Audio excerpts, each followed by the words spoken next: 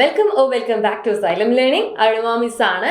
അപ്പൊ മക്കളെ, ഓണപരീക്ഷയോടനുബന്ധിച്ച് ഓരോരുത്തരും പഠിക്കാനൊക്കെ തുടങ്ങിയിട്ടുണ്ടാവും. പരീക്ഷയ്ക്ക് ഒരുപാട് ചോദ്യങ്ങൾ നമ്മളെടുത്ത് ചോദിക്കില്ലേ? അതിൽ തന്നെ അല്ലെ നമ്മുടെ പാഠഭാഗവുമായിട്ട് ബന്ധപ്പെട്ട് എന്നാൽ നിങ്ങൾക്ക് അല്ലെ കുറച്ചുകൂടെ പുറത്തു നിന്നുള്ള ടെക്സ്റ്റ് ബുക്കിൽ ഇല്ലാത്ത കുറച്ച് ചോദ്യങ്ങളൊക്കെ ചോദിക്കാൻ സാധ്യതയുണ്ട്. അങ്ങനെയുള്ള ചോദ്യങ്ങൾ വന്നു കഴിഞ്ഞാലും എൻ്റെ കുട്ടികൾ അസലായിട്ട് ഉത്തരം എഴുതണം. അതിനുവേണ്ടി നിങ്ങളെ ഹെൽപ്പ് ചെയ്യുന്ന ഒരു വീഡിയോ ആയിട്ടാണ് ഇന്ന് മിസ് എത്തിയിരിക്കുന്നത്. അപ്പൊ നോക്കിക്കേ, എൻ്റെ കേരളം, നമ്മുടെ കേരളത്തെ കുറിച്ച് എന്തെങ്കിലും ഒരു ചോദ്യം വന്നു കഴിഞ്ഞാൽ നിങ്ങൾ എല്ലാവർക്കും ഉത്തരം എഴുതാൻ സാധിക്കേണ്ടേ? അതിന് നിങ്ങളെ തയ്യാറാക്കുന്ന ഒരു വീഡിയോ ആണ് ഇന്നത്തത്. അപ്പൊ ക്വസ്റ്റ്യൻ ഇങ്ങനെയായിരിക്കും: കേരളത്തെ കുറിച്ച് കുറിപ്പ് തയ്യാറാക്കുക.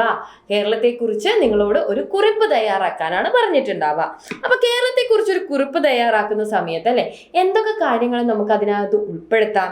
കേരളത്തിലുള്ള പ്രകൃതി ഭംഗിയെ കുറിച്ച് നമുക്ക് എഴുതാം അല്ലെ. കേരളത്തിലുള്ള പ്രകൃതി ഭംഗിയെ കുറിച്ച് നിങ്ങൾക്ക് ഓരോരുത്തർക്കും എഴുതാൻ സാധിക്കും. അതേപോലെ തന്നെ കേരളത്തിലുള്ള നദികളെ കുറിച്ച്, കാടുകളെ കുറിച്ച് അല്ലെ, ഇതൊക്കെ നിങ്ങൾക്ക് എന്ത് ചെയ്യാം? ഈ ഒരു പ്രകൃതി ഭംഗിയെ കുറിച്ച് എഴുതുമ്പോൾ എഴുതാൻ സാധിക്കും. കേരളത്തിലെ വയലുകളെ കുറിച്ച് നിങ്ങൾക്ക് പറയാം അല്ലെ. ഇവിടെയുള്ള കൃഷിഭൂമിയെ കുറിച്ച് നിങ്ങൾക്ക് എഴുതാം. മാമലകളെ കുറിച്ച് എഴുതാം. കടലിനെ കുറിച്ച് എഴുതാം. ഒക്കെ നിങ്ങൾക്ക് എഴുതാൻ സാധിക്കും കേട്ടോ. അതേപോലെ തന്നെ ഇവിടെയുള്ള ഉത്സവങ്ങൾ, ഇങ്ങനെ ഉത്സവം എന്ന് എഴുതാതെ ഇങ്ങനെയാണ് എഴുതേണ്ടത്. ഇവിടുത്തെ ഉത്സവങ്ങളെ കുറിച്ച് എഴുതാം. ഏതൊക്കെയാണ് അല്ലെ? ഓണമുണ്ട്, ഇപ്പൊ ഓണമാണ് വരാൻ വേണ്ടി പോകുന്നത്. പെരുന്നാളുണ്ട് അല്ലെ, പെരുന്നാളുണ്ട്. ക്രിസ്മസ് നമ്മൾ ആഘോഷിക്കും അല്ലെ, ഈസ്റ്റർ ആഘോഷിക്കും. അങ്ങനെ ഒരുപാട് ആഘോഷങ്ങൾ ഉണ്ടാവാറുണ്ട് അല്ലെ. വിഷു ആഘോഷിക്കാറുണ്ട്. അപ്പോൾ കേരളത്തിലുള്ള ആഘോഷങ്ങളെ കുറിച്ച് നിങ്ങൾക്ക് എഴുതാൻ വേണ്ടി പറ്റുന്നതാണ്.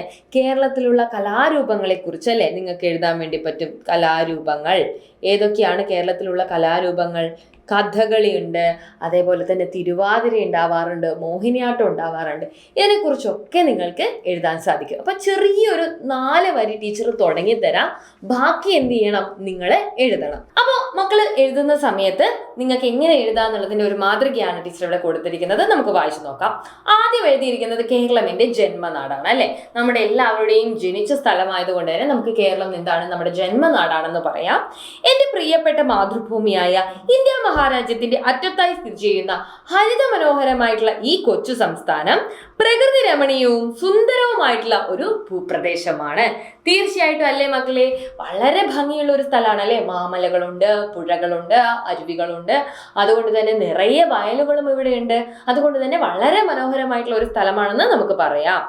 നോക്കിക്കേ, ഇതൊക്കെ കൊണ്ട് തന്നെയാണ് സസ്യശ്യാമളമായിട്ടുള്ള കോമളമായിട്ടുള്ള ഈ നാടിനെ ദൈവത്തിന്റെ സ്വന്തം നാട് എന്ന് സ്വദേശികളും വിദേശികളും ഒരുപോലെ വിശേഷിപ്പിക്കുന്നത്. എന്താ പറഞ്ഞിരിക്കുന്നത്? നോക്കിക്കേ, അതുകൊണ്ട് തന്നെയാണ് സസ്യശ്യാമളമായിട്ടുള്ള ഈ ഒരു പ്രദേശം. അല്ലെ, ഇത്രയും കാര്യങ്ങൾ ഇവിടെയുണ്ട്. അപ്പൊ ഇതൊക്കെ കിട്ടിയത് കൊണ്ട് തന്നെ അല്ലേ നമ്മൾ ദൈവത്തിന്റെ സ്വന്തം നാട്, ഗോഡ്സ് ഓൺ കൺട്രി എന്നാണ് നമ്മുടെ കേരളത്തെ വിശേഷിപ്പിക്കാറ്. നിങ്ങൾക്ക് മനസ്സിലായിട്ടില്ലേ? കാരണം എന്താ?